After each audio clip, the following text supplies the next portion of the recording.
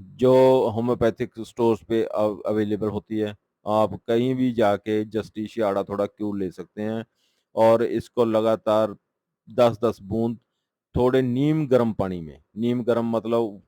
Luke warm water में, अगर आधा कप ल्यूक वार्म वाटर लेके उसमें इसको 15 10-15 ड्रॉप्स अगर सुबह शाम लेते हैं, तो आपकी सभी तरह की एलर्जी की समस्याएँ, आपकी छाती में बलगम, आपकी छाती में भारीपन, आपकी ये जो एयरवेज़ पैसेज में कोई इन्फ्लेमेशन आ जाती है, किसी तरह का म्यूकस पैदा हो जाता है, तो उसको भी ये दूर करती है। ये सभी ये बहुत बढ़िया मेडिसिन है।